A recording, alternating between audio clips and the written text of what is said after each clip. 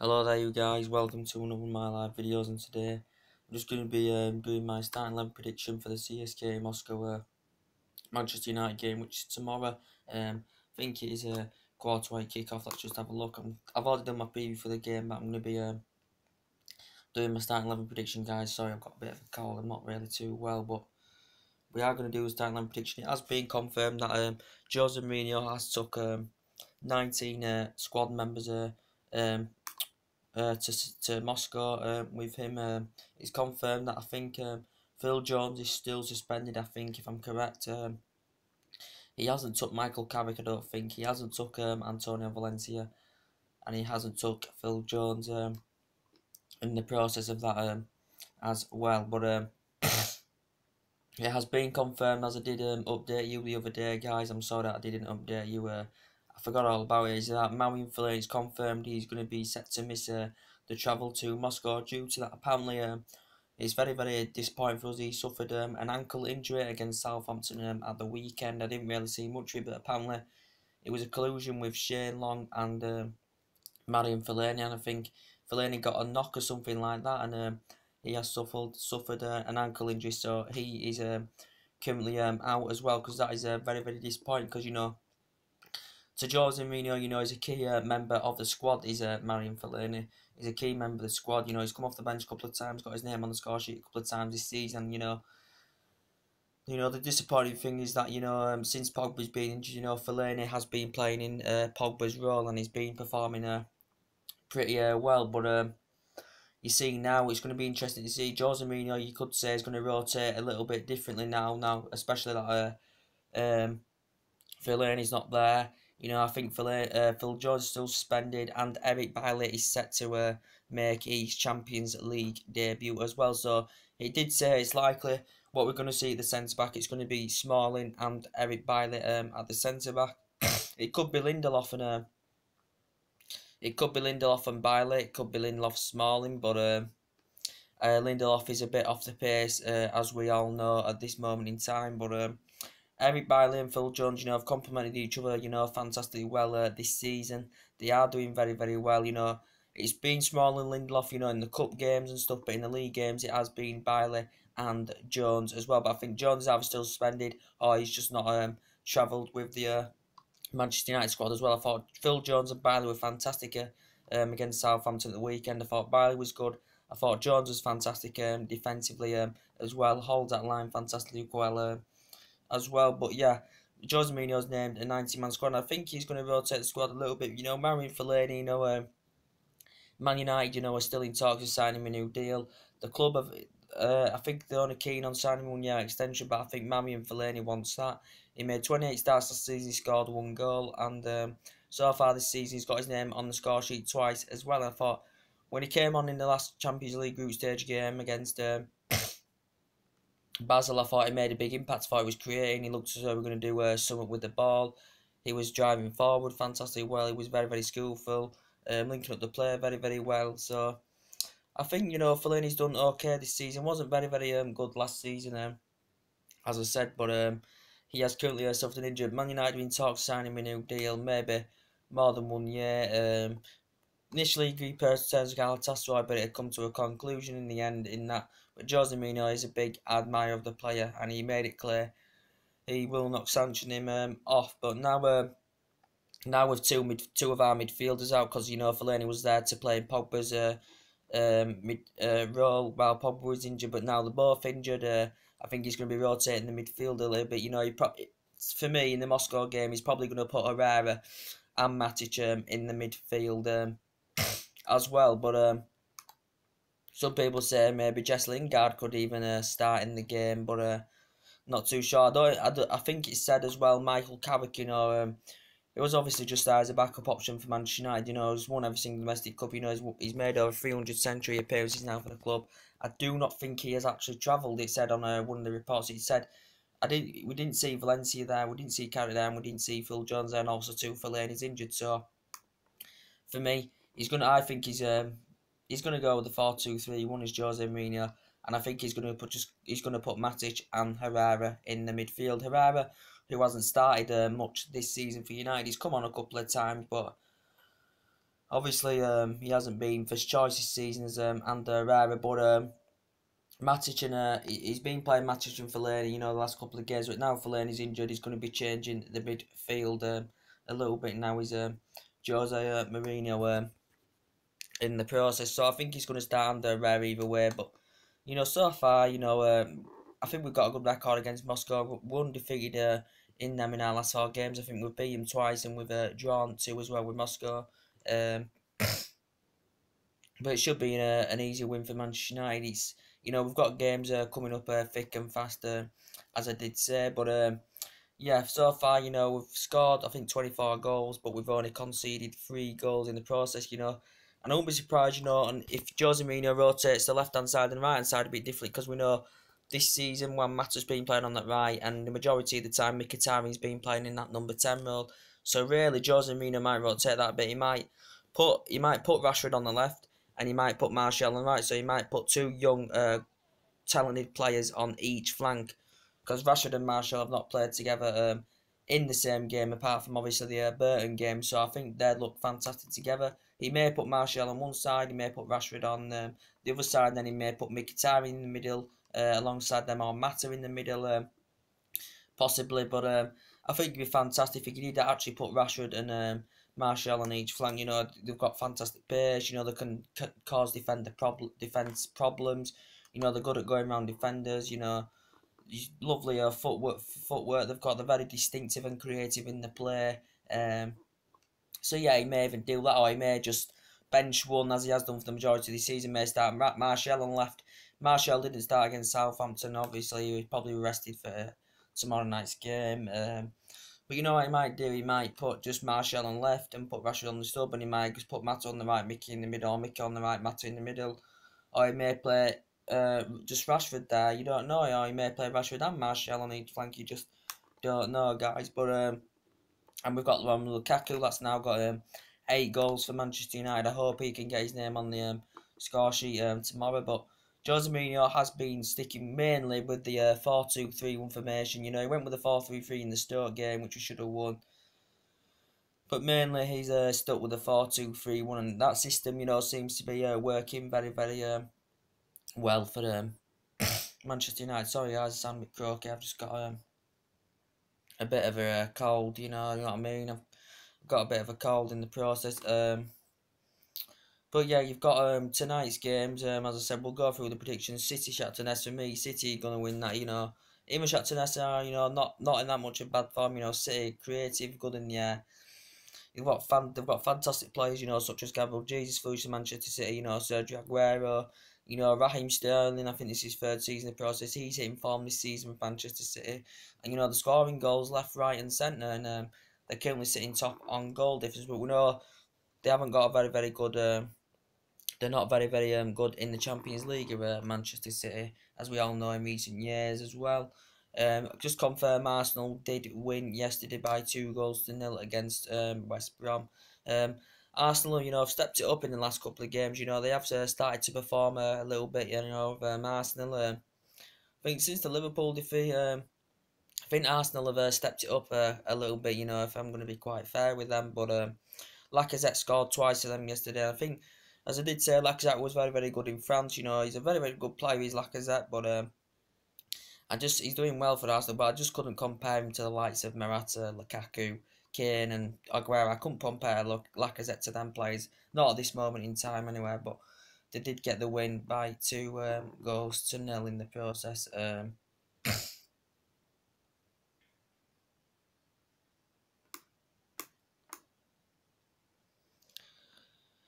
But I already did on my preview, didn't I? I already said on my preview. I did some of the matches and I did some of my predictions. And Benfica did beat CSK Moscow, sorry, I think did beat Benfica last time out by 2 goals to 1. There's some very, very good games here. Paris Saint-Germain Bayern Munich is going to be a good game. I think Paris Saint-Germain, because they've never won the Champions League, the team that's invested a lot of money, and they're the only team, they've never ever won the Champions League, so that's what Paris Saint-Germain's aim will be. A very, very strong team. I said you've got, I'm not going to go through them all, you've got Atletico Madrid Chelsea, which I think's a cracking game. They've got Morata, that's it in form. He scored loads of goals this season, scored an hat-trick against Stoke as well, did Morata. So what a fantastic Premier League player he is. He proved himself in Italy as well, did Morata. But it's going to be a tight game because we know Diego Costa's going to be making moves to Atletico Madrid in January. He was allowed permission basically to go and discuss the complete medical and discuss the personal terms, but he did well during his 3-year period with Chelsea. Did Morata, not Morata, Diego Costa, sorry. He hasn't played since the FA Cup final as Diego Costa, and he hasn't featured in a game this season for Chelsea, and he's won a couple of honours with Chelsea, in the 3 years that he's been at Chelsea Football Club. As Diego Costa won quite a few honours, with Atletico Madrid as well. But all in all, he made 120 appearances in the Premier League. He scored 59 goals, and last season he bagged 20 goals as well. Did Diego Costa? But Conte confirmed he was no longer under the club plans as well, and Chelsea purchased him for £2 million. And I think Atletico Madrid are paying over £50 million to get the player back to Atletico Madrid, and I do think actually Antoine Griezmann is looking forward to this. But for me, Chelsea Atletico Madrid is going to be a tight game because Atletico Madrid, have had a very, very tight start to the season. I've had a very decent start to the season. They're sitting second. I think just a few points, behind Barcelona in the La Liga, so they're not doing too bad. Atletico Madrid, I still think our next likely number 7 is going to be Antoine Griezmann. As I said, sorry, I've got a bleeding cold. It is going to be Antoine Griezmann. I think is our next number 7 role. As we did say, some people said Costa now going to Atletico Madrid in January. Obviously they've got a transfer ban, so they couldn't get the deal done in August. That Costa going to Atletico Madrid could affect our pursuit of Antoine Griezmann, but I think out of Debay, out of Dele Alli, and out of Griezmann is the most likable player that Manchester United's next player will be if he has an intention of leaving. Because Griezmann did say before he did want to leave Atletico Madrid, but Atletico Madrid have just got a new stadium as well, so it's going to be a tough game. Atletico Madrid Chelsea to call. I think Atletico Madrid are unbeaten in their last 4 games against Chelsea, if I'm going to be quite honest with you. But as I did say, Griezmann, I think he's had discussions with Diego Simeone that this could be his last season, especially maybe if their number 1 choice keeper leaves Blanc. He estimated 6 out of 10 did Griezmann that he was coming to Old Trafford, but it didn't materialise due to the transfer ban. It did say, I think it was a couple of weeks ago, that Man United had put £100 million aside for Antoine Griezmann as well in the process of it as well. That's how much they put aside, so we could still go for him in January. We could still go for him next summer if possible. He scored 28 goals last season, and he's also he's very, very good. Very, very good in the Euros. Very, very good with Real Sociedad. I think he was there 4 or 5 years. Won the title with them as well. Scored loads and loads of goals.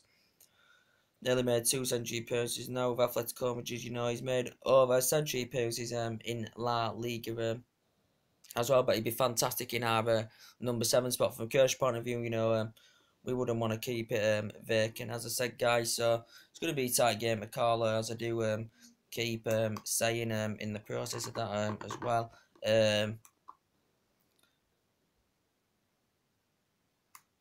But yeah, also I'm very impressed with Manchester United. I'm being, obviously Luke Shaw, was out for a while. It did confirm he'd been playing for the under-23s, Luke Shaw.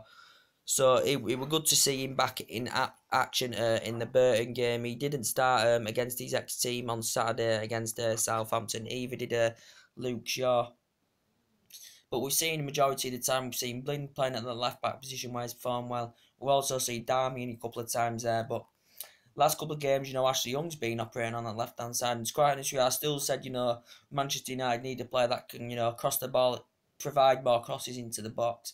And you know, Ashley Young has been doing that fantastically well. You know, got an assist against Basel. You know, was part to do with the Lukaku goal as well. So Ashley Young is providing a bit more crosses into the box as well. But I think he's going to be signing a 1 year extension with Manchester United. I think Ashley Young has made a big impact since he's returned into the Manchester United team and returned from injury as well. So that is very, very good to see. So he could possibly start for Manchester United. Maybe it could be Damien. Maybe it could be Luke Shaw. Don't know, to be quite honest. But I think it's likely as a centre back partnership. It's going to be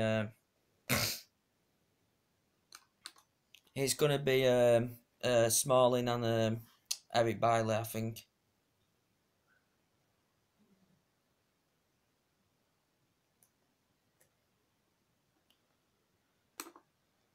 It's going to be Smalling and Eric Bailey, I do think, if I'm correct on that.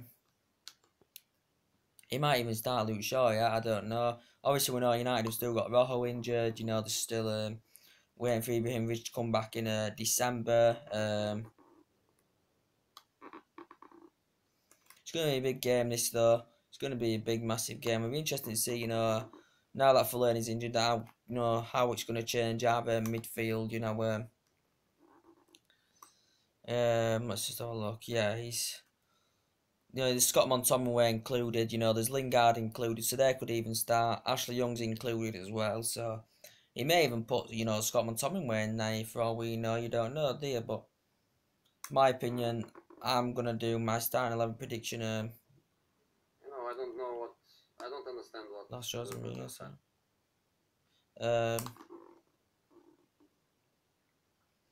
So for me, we'll get onto the prediction now. So he's named 19-man squad. So I'm gonna go with a 4-2-3-1 formation. You know, they could even play Rashford and Martial on each flank. He could really do that. He could do it, but I'm just going to have a prediction of my line. So I'm going to go with David De Gea in goal. We know Valencia's not there. I don't think Valencia's there. Nope. He hasn't named Valencia there, so it's going to be David De Gea.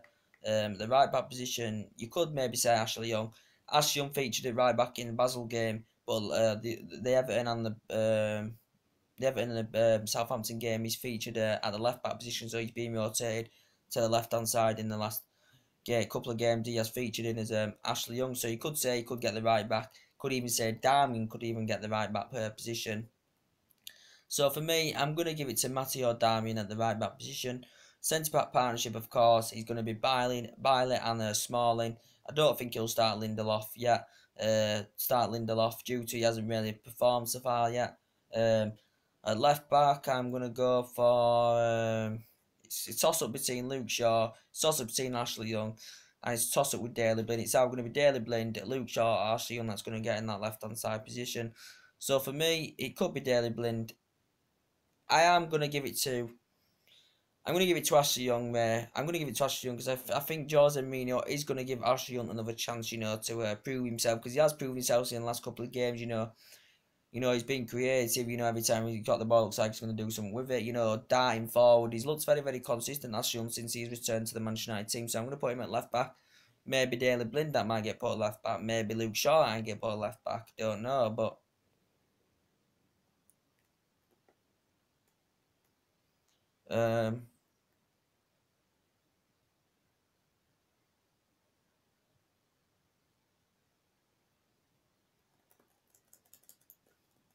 Hold on a minute. Wait there, guys.